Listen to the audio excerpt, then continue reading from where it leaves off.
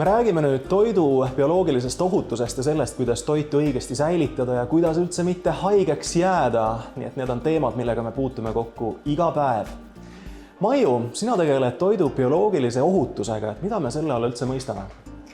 Toidu bioloogilise ohutuse all mõeldakse seda, kui toit on saastunud bakterite, viiruste, seentega ja parasiitidega.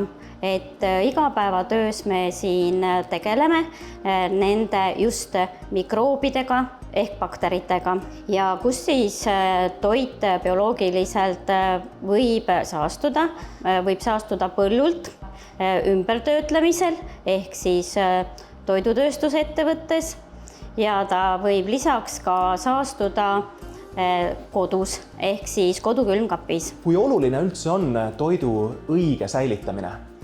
Toidu õige säilitamine on väga oluline.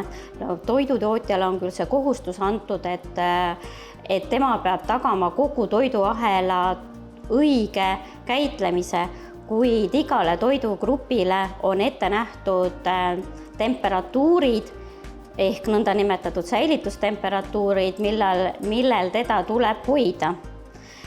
Kui me sellest erineval temperatuuril hoiame toitu, võtame kas või millistki toorest liha, hoiame 10-kraadise temperatuuri juures, siis ta hakkab juba teatud aja jooksul roiskuma.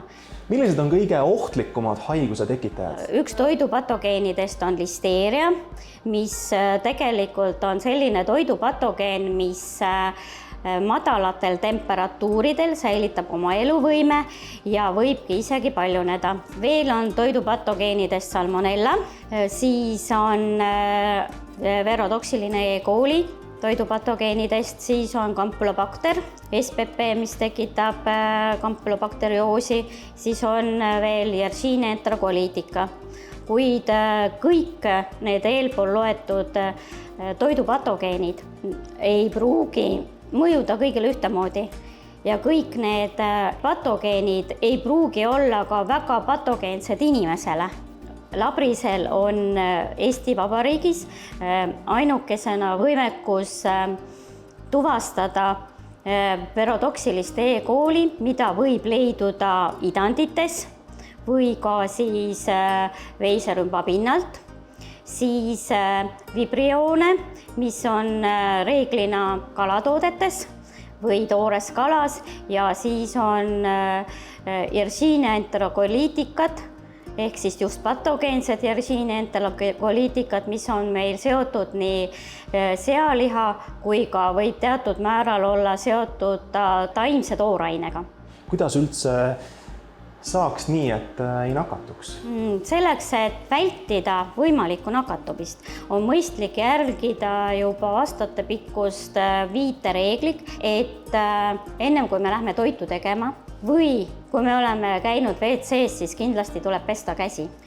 Toitu tuleb säilitada temale ette nähtud temperatuuril.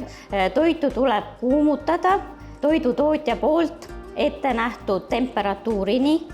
Kindlasti tuleb kasutada toortoidu jaoks ja valmis toidu jaoks eraldi nõusid külmkapis, kui me neid külmkappi ladustame. Ja kindlasti tuleb hoida korras oma koduköök ja tarvikud. Siis eraldi lõikelauad nii toortoidule kui ka toorele lihale ja salatitele.